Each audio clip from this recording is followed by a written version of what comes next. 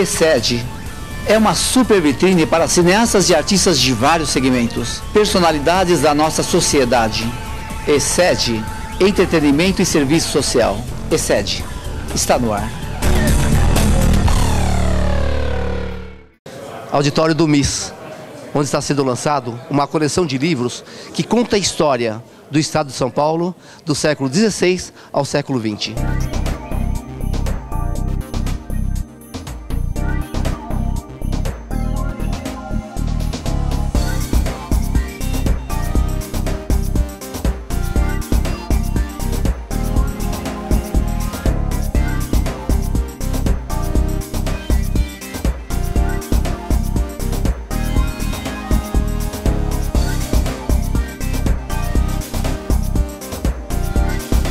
É uma honra estar junto a tantas pessoas queridas, professores que fizeram parte da minha bibliografia quando eu ainda era estudante, e poder fazer parte desse trabalho que a gente inicia, que dá continuidade hoje com esse lançamento da coleção de História Geral do Estado de São Paulo. A Secretaria de Estado da Cultura iniciou no ano passado um projeto muito importante de uma rede de pesquisa sobre a história de São Paulo.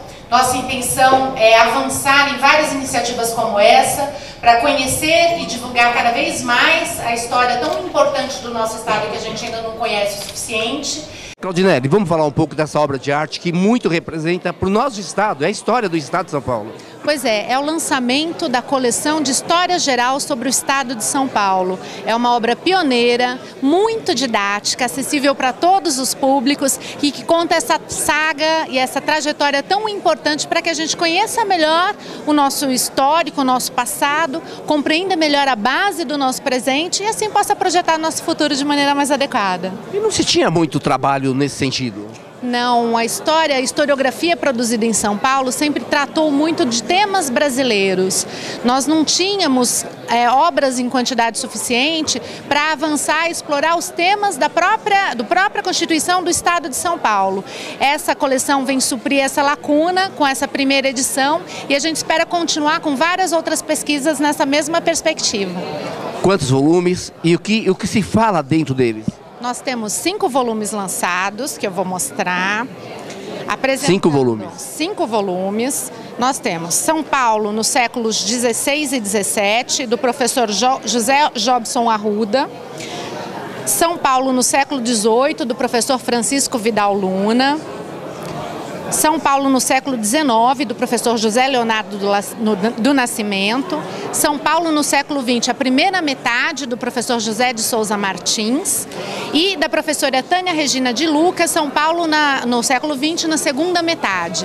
Na verdade, a gente faz um percorrido, a gente percorre os vários séculos da história de São Paulo de uma maneira muito sedutora, porque muito acessível, e apresenta para o público em geral, e em especial para o público em idade escolar, que vai encontrar uma obra produzida de uma maneira muito agradável de ler, essa trajetória do povo paulista, das várias influências que a gente recebeu das várias partes do mundo e daquelas também que partiram daqui para mudar a história desse país, e a gente espera que cada vez mais contribuam para fazer um mundo melhor. Aqui está documentada a história do estado de São Paulo, que bárbaro, com histórias interessantíssimas nos vários séculos. Onde se adquire? A gente tem a publicação à disposição nas principais livrarias, em especial nas livrarias da imprensa oficial do estado de São Paulo. Claudinelli, obrigado. Obrigada a você. Muito bacana.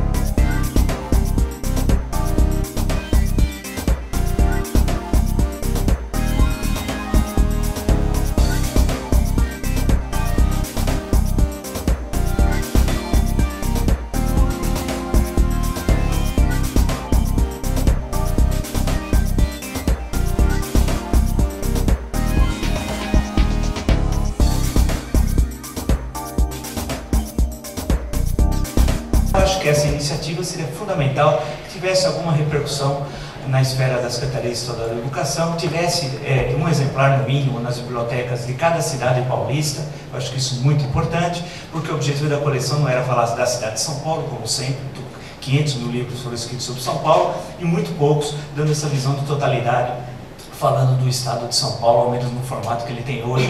Pouquíssimos trabalhos existem sobre isso. Então a coleção, nesse sentido, eu acho que ela vai ser muito útil, e eu tenho certeza que vocês vão gostar. Marco Villa, Francisco Luna, que representa esse trabalho maravilhoso. O que nos conta, nos séculos, o estado de São Paulo? Não, fui o coordenador da coleção, que é feita em 5 volumes. O primeiro volume trata dos séculos 16 e 17, o segundo do 18, o terceiro do 19 e os 2 últimos volumes do século 20 e tal. Então meu trabalho foi mais simples. Foi da coordenação. O duro trabalho foi dos autores, como o do Luna, que teve de enfrentar o século XVIII, que não é nada fácil. Agora, que história rica o nosso estado. Mas é desconhecida, porque isso não é discutido nas nossas escolas, ou no ensino fundamental, ou no ensino médio. Não, as cidades no interior de São Paulo, por exemplo, não têm bibliografia sobre o estado de São Paulo, porque, de certa forma, a capital asfixiou também o interior, né, em certo momento, a partir dos anos 30 do século XX. Então, há muito pouco material. Então, a ideia da coleção é justamente recolocar a história de São Paulo e que ela tenha, ao menos, um papel pedagógico nas escolas. Isso é fundamental. E aí depende, no caso, da Secretaria Estadual da Educação, né?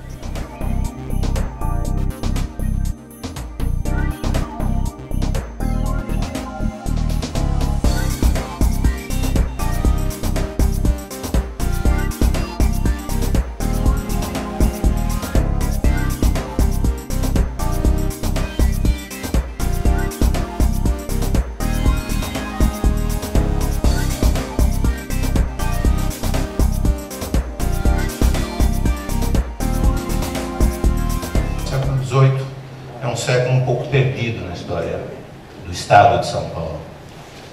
E eu tenho trabalhado em várias outras obras, existem outros historiadores, mas eu diria que talvez seja dos séculos, se nós dividirmos a história ou dos períodos, um dos períodos que tem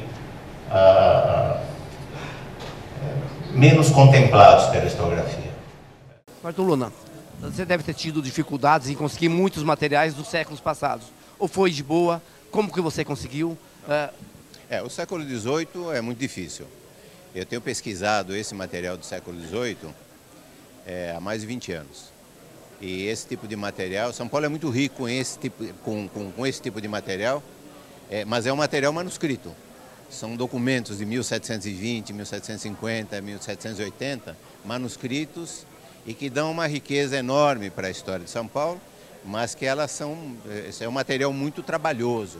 É uma pesquisa, por exemplo, esse volume que foi feito, que eu desenvolvi aqui nessa coleção, é um material que eu tenho trabalhado já há mais de 20 anos, e aqui ele está numa forma muito mais sucinta, muito mais didática, e ele tem exatamente, essa coleção tem exatamente o espírito de transformar trabalhos acadêmicos num trabalho de uma visão mais generalista, mais geral, menos acadêmica e mais uma literatura mais acessível a um público mais amplo, porque de fato São Paulo talvez seja um dos estados onde essa coleção, essa história geral sobre o seu próprio estado é mais pobre.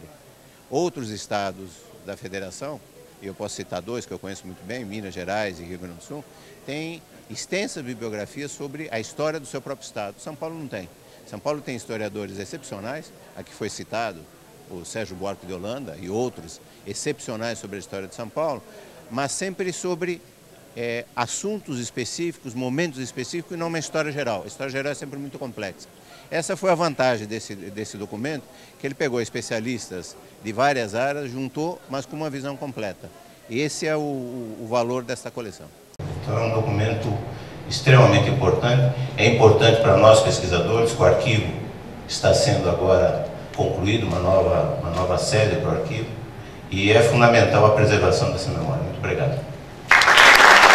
Cidades do estado que mais guardaram relíquias históricas? A maior parte da documentação, ela hoje está arquivada, porque as cidades não têm capacidade de preservar esse material. As cidades, quando preservaram monumentos históricos, prédios, estações, uma estação, por exemplo, Bananal, riquíssima, tem muitos prédios históricos em Santos. Mas quando se trata de documentação, que é por onde se faz a história, de modo geral, os municípios têm pouca capacidade para preservar esse material. São Paulo tem um arquivo histórico, o Arquivo do Estado de São Paulo, que está sendo feito inclusive um novo edifício, que é uma coleção muito importante para pesquisadores do Estado geral e particulares de algumas cidades. Então, mesmo a história de várias cidades, ela é feita a partir de material que hoje está acumulado no Arquivo do Estado de São Paulo. Qual a maior riqueza do século XVIII? O século XVIII é um século interessante. São Paulo começa muito pobre e termina muito pobre. Mas São Paulo se beneficia muito do fluxo de riqueza que é gerado em Minas Gerais. Então São Paulo se torna um estado abastecedor. As tropas de mulas de abastecimento, de escravos, passam por São Paulo. São Paulo é estratégico, é um ponto de passagem. E São Paulo passa a ter pela primeira vez um mercado de gêneros. Se vende toucinho para o Rio de Janeiro, se vende milho para Minas Gerais, se vende aguardente para Minas. Então São Paulo passa a ter um primeiro mercado de gêneros de subsistência que abastece a sua própria população e a população de outras áreas que se tornaram exportadoras. Nesse caso aí, por exemplo, de minério. E no século XVIII, ouro. No século XVIII também existe um surto de produção de açúcar na região de Itu, de Campinas, de Jundiaí, que é um surto importante, que pela primeira vez São Paulo entra no círculo das exportações diretamente.